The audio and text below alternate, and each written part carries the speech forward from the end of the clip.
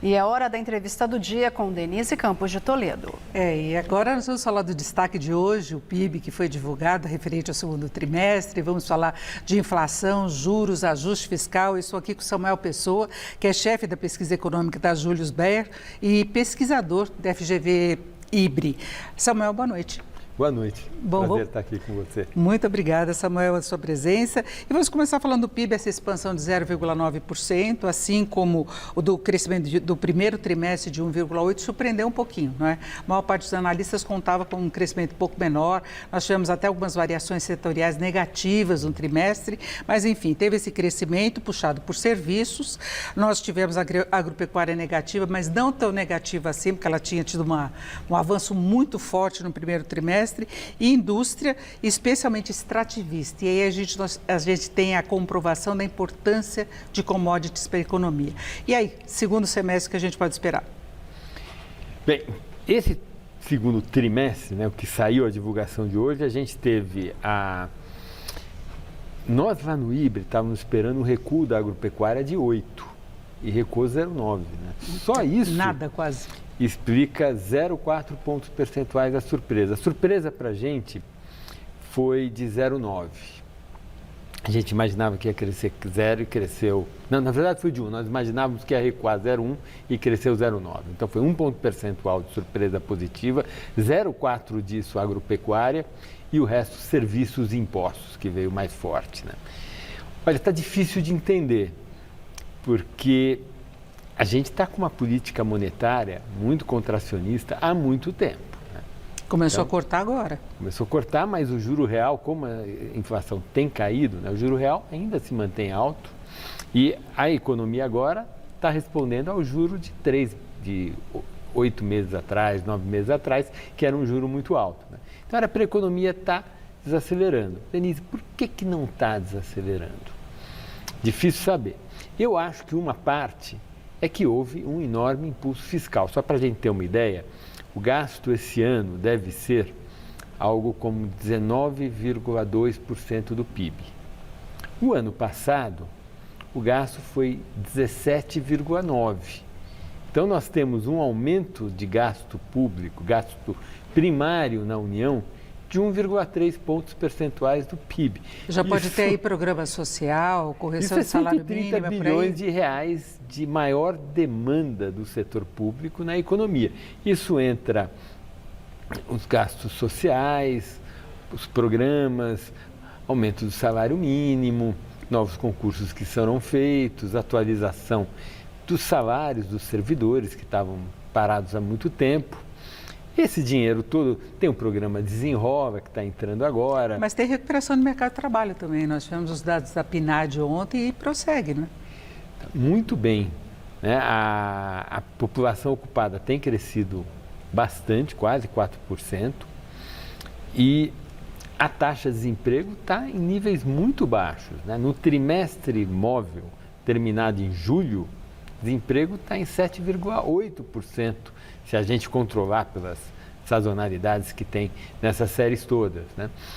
Então, está difícil a gente ler o que acontece na economia. A impressão que dá é que um impulso fiscal mais do que compensou a contração monetária. E, portanto, enquanto a gente tivesse impulso fiscal, a desaceleração deve ser mais lenta, mas a gente tem visto sinais de desaceleração. Por exemplo, tanto CAGED quanto a PNAD, mais CAGED do que o PNAD, se a gente olhar a contratação, está positivo, está bem, mas em queda. Os salários na PNAD, se a gente olhar os últimos meses, tem uma certa acomodação. Mas aí aumenta a massa salarial, né? A massa sim, porque a população ocupada ainda está bem. E você tem toda a razão, esse mercado de trabalho mais forte faz com que nós pensemos que no segundo semestre a economia deve desacelerar menos ainda do que a gente imagina. Então, eu perguntei do segundo semestre porque com esses números do primeiro e do segundo trimestre, não é, o que fechou aí do primeiro semestre, já se garante uma expansão de 3% no ano, mesmo que não cresça mais nada, né? Exatamente. Se crescer 0 no terceiro contra o segundo e 0 no quarto contra o terceiro, só com o que cresceu no primeiro e no segundo vai dar, na média desse ano contra a média do ano passado, 3% de crescimento.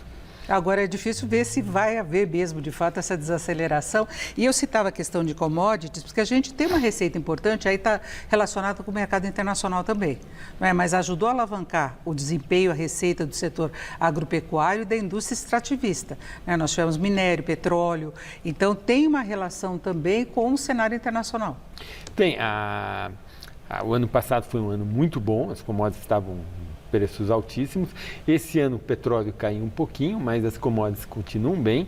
E aí, em cima de umas commodities que não estão mal, tivemos uma super safra, né? Então, o efeito preço até não foi tão favorável quanto o ano passado, mas a quantidade produzida, principalmente na agricultura, foi espetacular, né? Esse ano é a maior safra da história, acho que a gente colheu 330 milhões de toneladas de grãos, né? Eu me lembro nos anos 80 que a gente produzia 50 Comemorar. E o objetivo era chegar a 100. Ora, esse ano a gente colheu 330, é uma coisa espetacular. E principalmente agropecuária, minério é menos, porque é mais concentrado. Gera muita receita para o governo, é bom disso porque ajuda a financiar o Estado brasileiro. Mas a agropecuária gera um ganho de renda grande no centro-oeste brasileiro todo.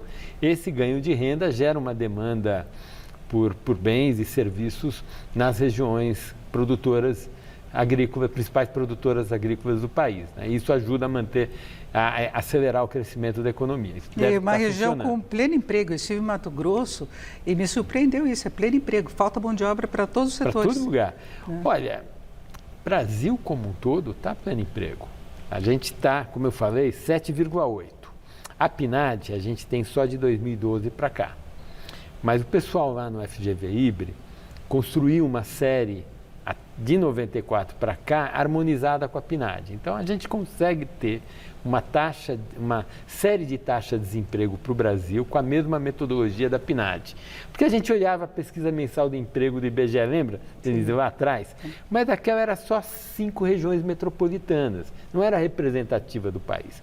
Então, se nós pegarmos uma série de desemprego de 95 para cá, com a metodologia moderna da PNAD, que nós temos de 2012 para cá, o desemprego ficou abaixo de 7,8, de 7,8, que é onde ele está hoje, só durante uns 3 anos, lá no primeiro mandato da presidente Dilma, de 2012 a 2014. Tirando essa janela de 3 anos e meio, todo outro período, de 95 até hoje, a taxa de desemprego sempre rodou acima de 7,8. Então, 7,8 para o Brasil é uma taxa de desemprego muito baixa e, de fato, se nós pegarmos o sul do país, o centro-oeste e o estado de São Paulo, as taxas são bem menores do que essas. Estamos todos a pleno emprego. Agora, você chamou a atenção dessa questão dos gastos do governo, dessa injeção de recursos da economia que ajuda a alavancar um crescimento maior, mas tem outro lado do ajuste fiscal. Nós tivemos a aprovação do arcabouço, o governo encaminhou a proposta orçamentária do ano que vem e prevendo um grande reforço de arrecadação de receita, que não é o que está acontecendo. A receita caiu em julho, no acumulado do ano passou a ficar negativa. O governo tem de reverter essa situação e ainda ter uma receita extraordinária de mais de 160 bilhões. Tem várias medidas sendo apresentadas nesta semana mesmo, depende do Congresso. Você acha que é viável essa previsão de déficit zero no ano que vem? Me parece muito otimista. O ministro Fernando Haddad enviou para o Congresso Nacional uma peça orçamentária com déficit zero e ele prevê que o gasto público ano que vem, o gasto primário, seja os mesmos 19,2% do PIB desse ano.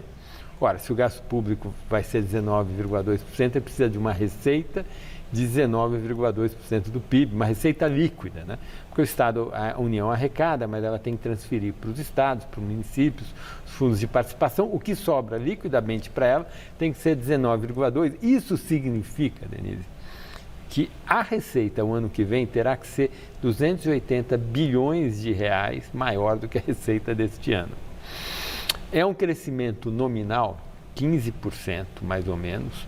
Se a inflação fechar esse ano em 5%, é um crescimento real de um ano para o outro da receita de 10%. Acho que se eu pegar a série histórica dos últimos 20, 30 anos, vai ser difícil achar. Eu não olhei recentemente, mas acho que vai ser difícil achar um evento em que de um ano para o outro a receita real A receita cresce 10% acima do IPCA. Se considerando que o crescimento no ano que vem tende a ser menor, isso viria de aumento de carga tributária mesmo, né? Exato. O ministro, sabedor disso, desde o início do ano, ele tem avisado que ele quer aumentar a carga tributária, não com novos impostos, mas com uma série de medidas que reduz o planejamento tributário e que introduz uma certa justiça tributária, né? Então, nós temos aquela medida que já foi aprovada da volta do voto de qualidade no CARF. Temos aquela questão do preço de transferência que ele também resolveu, né? Um monte de exportadoras de commodities exportam commodities para um paraíso fiscal com preço muito menor do que o preço de mercado, ou do petróleo, do minério de ferro, ou do grão de soja, depende de qual commodity, e apropria o lucro fora do Brasil, onde o lucro é menor. Então, ele normatizou melhor essa questão do preço de transferência. Né? Então, tem lá um monte de coisa. Vai aprovar tudo? Essa é a interrogação. Qual é a minha opinião agora? Eu não sei se ele vai aprovar. Temos que encerrar, Samuel. Rapidinho, sua conclusão. Olha, eu acho que ele não consegue aprovar tudo, mas eu diria, Denise, que o Congresso teria que ser mais solidário e aprovar o máximo possível. Por quê? Esse aumento de gasto foi aprovado pelo Congresso por ocasião da emenda constitucional da transição. Então, se o Congresso aumenta o gasto, tem que aumentar a receita. Tem que ser responsável. Eu agradeço muito a participação do Samuel Pessoa, que é pesquisador da FGV-IBRE e chefe da pesquisa econômica da Julius Baer. Samuel, muito obrigado. Uma boa noite. Eu que agradeço a oportunidade. Com vocês.